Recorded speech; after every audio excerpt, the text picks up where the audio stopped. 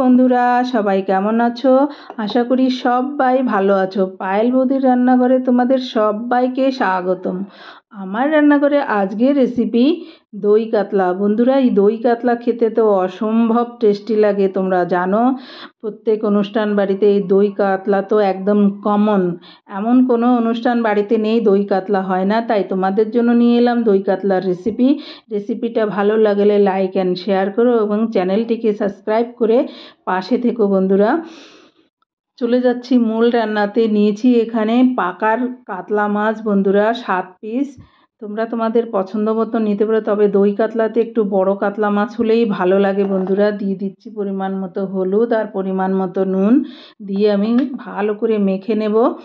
আর দেবো এর মধ্যে আমি অল্প সাদা তেল। আমি রান্নাটা আজকে সাদা তেলে করব।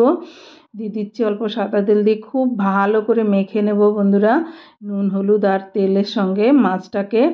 আর বড় সাইজের কাতলা মাছ হলেই দই কাতলা খেতে খুব ভালো লাগে বন্ধুরা।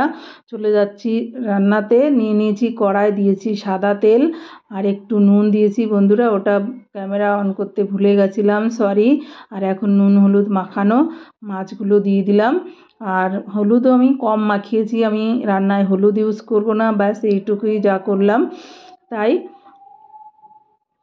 মাছগুলো দিয়ে দিলাম বন্ধুরা। দেখো এক পাশ হয়ে গেছে, আমি এখন পাশটা উল্টে দিচ্ছি। মাছগুলো সব উল্টে দিচ্ছি বন্ধুরা। দেখো উল্টানো হয়ে গেছে বন্ধুরা। দ্বিতীয় পাশটা উল্টে দিল। আর মাছটাকে খুব ভালো করে ভেজে নেব। একদম খুব কড়া করে ভাজবো না বন্ধুরা। ব্যাস আমার মাছ ভাজা প্রায় হয়ে আসছে বন্ধুরা। দেখো হয়ে গেছে আমার মাছ ভাজা। মাছটা এখন তুলে নেব বন্ধুরা। ওই তেলের সঙ্গে আরেকটু তেল যোগ করব বন্ধুরা। আর এখন নিয়ে নিচ্ছি কিছু গোটা মশলা, গোটা শুকনো লঙ্কা, এলাচ, তেজপাতা, লবঙ্গ, দারচিনি সব আমি ফোড়নে দিয়ে দিলাম। সুন্দর একটা ভাজা গন্ধ বেরোলে তখন আমি অন্য মশলা ইউজ করব। দেখো ভাজা হয়ে গেছে, এখন আমি দিয়ে দিচ্ছি মিডিয়াম সাইজের 2টো পেঁয়াজ বাটা। মিক্সিতে বেটে নিয়েছি বন্ধুরা, আমি কুচি করা পেঁয়াজেতে ইউজ করব না, পেঁয়াজ বাটা দিয়ে দিলাম। আর এটাকে খুব সুন্দর করে পেঁয়াজটাকে আগে আমি ভেজে নেব বন্ধুরা। দেখো পেঁয়াজটা ভাজা হয়ে গেছে। আর আমি এখন একটু নুন দিয়ে দেবো, তবে পেঁয়াজটা তাড়াতাড়ি ভাজা হয়ে যাবে। অনেকটাই ভাজা হয়ে এসছে পেঁয়াজ। আমি আর একটু কষিয়ে নেব পেঁয়াজটা, যাতে জলটা একদম শুকিয়ে একটু ভাজা ভাজা হয়ে যায়। দেখো বন্ধুরা ভাজা হয়ে গেছে, এখন আমি দিয়ে দিচ্ছি আদা রসুন বাটা, পরিমাণ মতো আদা রসুন বাটা। আর একটু দেবো বন্ধুরা, আর 1 চামচ দিলাম আদা রসুন বাটা। এটাকেও খুব ভালো করে কষিয়ে নেব পেঁয়াজের সঙ্গে। দেখো আমার কষানো অনেকটা হয়ে গেছে, এখন আমি গুঁড়ো মশলা ইউজ করে দিয়ে দিলাম জিরের গুঁড়ো। আর দিয়ে দেব ধনে গুঁড়ো। খুব বেশি দিলাম না বন্ধুরা, আমি অল্প অল্প করেই দিলাম। এটাকেও খুব সুন্দর করে কষিয়ে নেব এই পেঁয়াজ আর আদা রসুনের সঙ্গে, যতক্ষণ না তেলটা বেরিয়ে আসে। দেখো বন্ধুরা আমার পেঁয়াজ আর মশলা ভালো করে কষানো হয়ে গেছে। জলটা তেলটা অনেকটা বেরিয়ে এসছে। আমি খুব বেশি তেল ইউজ করছি না বন্ধুরা, তোমরা তোমাদের পরিমাণ মতো তেল ইউজ করবে। আমি খুব বেশি একটা তেল ইউজ করলাম না। দেখো আমার কষানোটা হয়ে গেছে বন্ধুরা।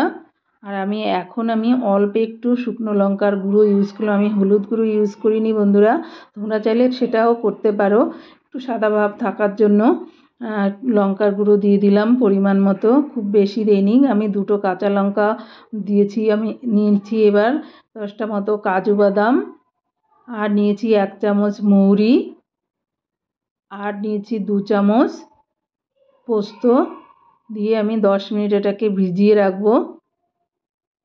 জল দিয়ে এটাকে 10 মিনিট ভিজিয়ে রাখবো।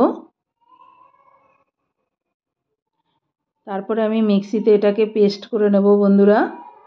তোমরা শিলপাটাতেও পেস্ট করতে পারো, আমি এটাকে তারপরে মিক্সিতে পেস্ট করে নেব। দেখো আমি মিক্সিতে পেস্ট করে নেব। এখন চলে এলাম রান্নাতে, পেস্ট করে নিয়ে চলে এসেছি। এখন দিয়ে দিলাম বাটা মশলাটা, যেটা কাজু মৌরি আর পোস্ত ছিল সেটাকে দিলে, ওর সঙ্গে আমি 2টো কাঁচা লঙ্কাও দিয়েছিলাম বন্ধুরা। তোমরা চাইলে বেশিও দিতে পারো, 2টোই কাঁচা লঙ্কা দিয়েছিলাম আমি এর মধ্যে, একসঙ্গে পেস্ট করে নিয়েছি। আর এখন দিয়ে দিচ্ছি ফ্যাটানো টক দই। এটাকে আমি মিক্সিতে একবার ঘুরিয়ে নিয়েছি, বেশ খানিকটা দই নিয়েছিলাম, এখন কম মনে হচ্ছে, আমি মিক্সিতে একবার ঘুরিয়ে দিয়েছি। দিয়ে দিলাম দইটা, যেহেতু দই কাতলা, দইটা তো একটু বেশি পরিমাণ লাগবে বন্ধুরা, দিয়ে দিলাম।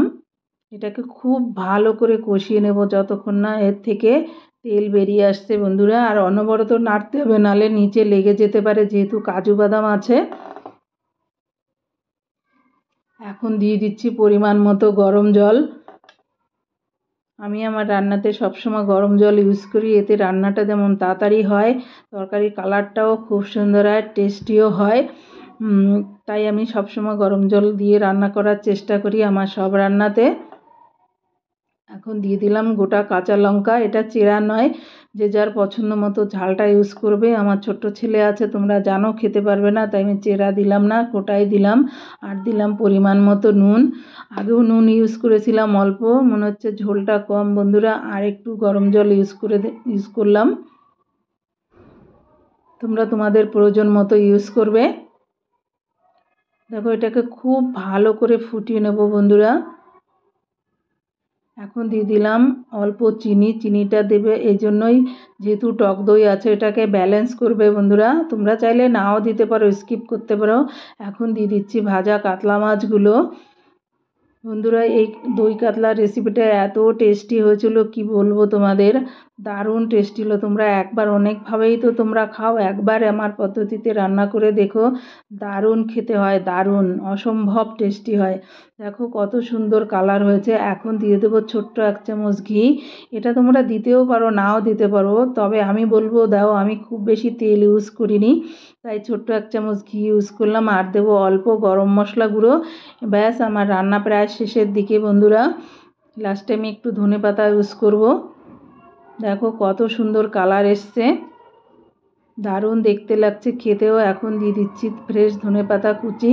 এটাও স্কিপ করতে পারো, যার ভালো না লাগবে সে দেবে না বন্ধুরা। আর এখন দিয়ে দিচ্ছি কিছু বেরেস্তা। বেরেস্তা দিলে টেস্টটা অন্যরকমই আসে বন্ধুরা, দারুণ টেস্ট হয়, দারুণ। তোমরা একবার এভাবে বানিয়ে খেয়ে দেখতে পারো। রান্নাটা আমার হয়ে গেছে, আমি এখন সার্ভ করে দেখাচ্ছি। দেখো বন্ধুরা কত সুন্দর দেখতে লাগছে, আর খেতেও ততটাই টেস্টি হয়েছিল, দারুণ হয়েছিল বন্ধুরা, দারুণ। আমার ছেলেটা তো খেয়ে অনেকবার ইয়াম্মি মামা ইয়াম্মি অনেকবার বলল, দারুণ খেতে হয়েছিল। একবার ট্রাই করে দেখো। দই কাতলা আমার একদম রেডি। থ্যাংক ইউ বন্ধুরা লাস্ট অবধি আমার ভিডিওটা দেখার জন্য।